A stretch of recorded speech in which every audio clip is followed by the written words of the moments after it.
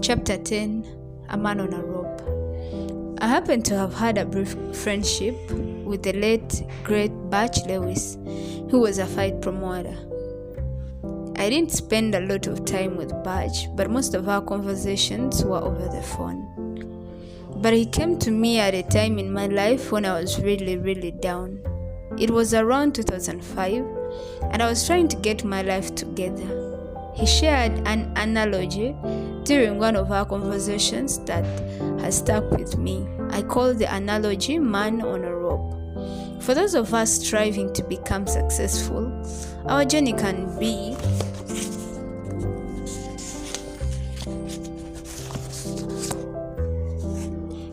compared to the task of pulling a wagon up a steep hill.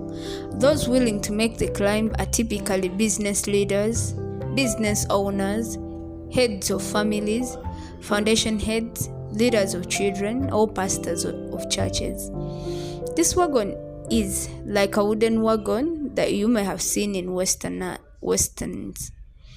Our responsibility is to pull that wagon uphill. This wagon doesn't have rubber wheels on it. It doesn't have a motor. It doesn't have wire spokes. It is just an old wagon that you're pulling up a hill. It has no horse in front of it. It doesn't have a mule in front of it. It has but a single thick burlap rope. Think of one that can be found in a gym class, except twice the size. The rope is very thick and rough. It cuts into the puller's hands, your hands. Yet you are pulling that wagon up the hill. Your pants are tattered, torn and dirty. This is a barefoot climb, and you don't have any traction to keep you steady. You're sweating, the rope is over your shoulder, and it is cutting into your skin. It isn't easy. What makes your journey more challenging is the added weight of the people riding in your wagon. You're carrying them.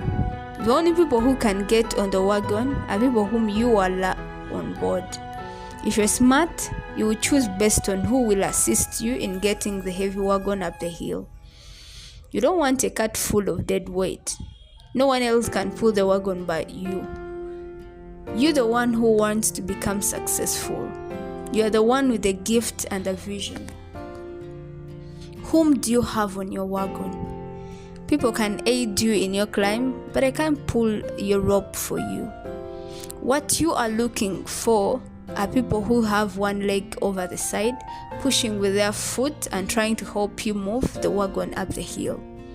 They're not strong enough on their own to have their own wagon, but they're good enough that you are letting them help you get your wagon up the hill.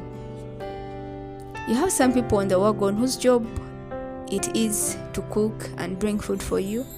Along the way, if you are a man, you may want to find a woman who gets off the wagon to dab your bro, keep sweat from getting in your eyes. She should be willing to even kick rocks out of the way for you. She will cheer you on. You have to wrap the rope around your waist, then you lean back to take a rest. Everyone else is still on the wagon. Even when you are asleep, your wagon is still heavy.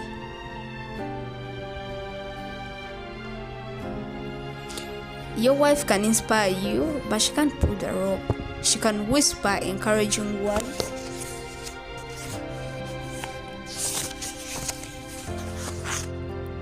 In your ear, but she can't pull the rope for you. That rope is yours and yours alone. The people in your wagon should play various roles that contribute to your success, or else, what is the point of lugging them around? There has to be a person to count your money. There should be someone to provide you with counsel. The problem with dragging everybody uphill is that some are not contributing.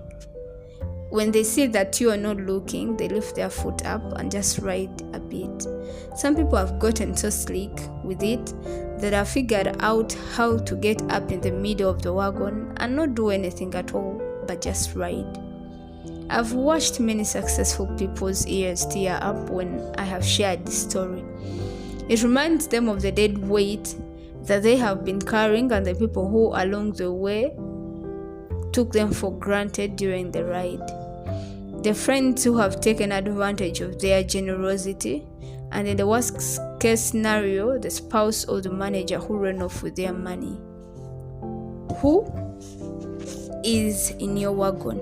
Joe Austin told me, God has already lined up all the people in your path to get you to your dreams and your visions.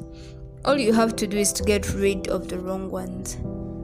Whom do you have on your wagon who isn't helping you up the hill? You want people who can propel your vision.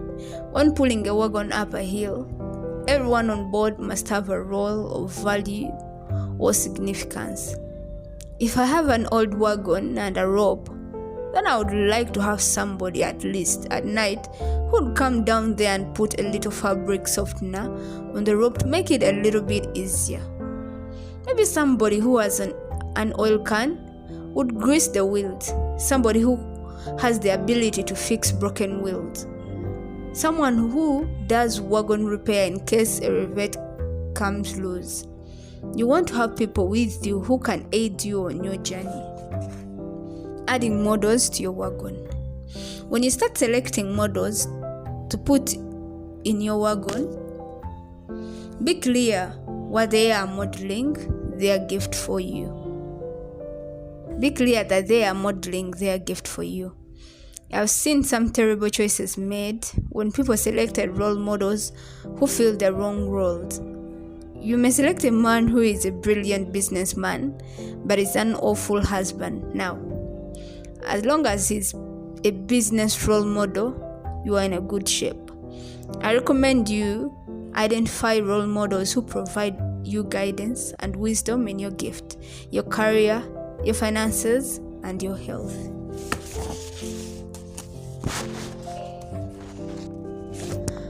When you choose someone to model, they should have a track record of success. Additionally, the role model should show a commitment of providing direction to others. Mastery in an area doesn't mean you possess energy that should be imitated. You may have access to an elected official who has constantly been re-elected, raises tons of money, and actually gets some good things done. But if his integrity is off, why would you want to model his actions? Your makeup should guide your selection of role models as much as your gift and goals. Get rid of dead weight. Next, let's talk about the kinds of people you do not want on your wagon because they are dead weight. You cannot share your dream and wisdom with everyone. If you are sharing your dreams with everyone, and the first thing they do is to try to tell you how your vision won't work, you should immediately disassociate from them. These people don't have vision. They don't have enough insight to think that maybe this isn't right for them, but it is right for you. What you don't need to know is how something won't work. You need to know how it will work. Let go people who are only around for their personal benefit. Before bonding with someone, I ask myself a couple of questions. Does hiring this person make my enterprise stronger? Does my association with this person make me better? Does this person have information I don't have? Does this individual bring potential income on the table? If it doesn't make me better or stronger, if she doesn't add anything of value, why are we talking? Now, you're going to have a person with a self-serving motive. Effective leaders know that the way to become a great leader is to become an even greater servant. Some people are not even willing to be of service to you, but are coming around you to see what they can get out of you. They see their needs as taking priority over your vision for your future. That's a dangerous person. They can make you feel drained of energy. Avoid people who are always having a bad day. In their minds, nothing ever works in their favor. They have chronic "Woo is me" campaign that they continue to launch full blast. This kind of negativity depletes enthusiasm. You don't need the "woo is me" speech every day. Another personality type that I recommend distracting yourself from are who have to be right all of the time. They go out of their way to be right, but not necessarily correct. Who has the time to tangle with this personality? Wherever you are going, this person will not be able to get you there. You should also be leery of procrastinators. Procrastinators will weigh you down. Action is the prescription for moving forward. Action will eliminate boredom. Procrastinators are waiting, and they often create more excuses to continue waiting. It isn't the right time. I'm not going to continue waiting. It isn't the right time. I'm going to wait until it's sunny outside. I got up late. I called them and they didn't pick up the phone. They didn't reply to my email. Procrastinators are going nowhere. Do not let them impede your journey to success. You should be living your life surrounded by people who are like-minded, service-oriented, and grateful.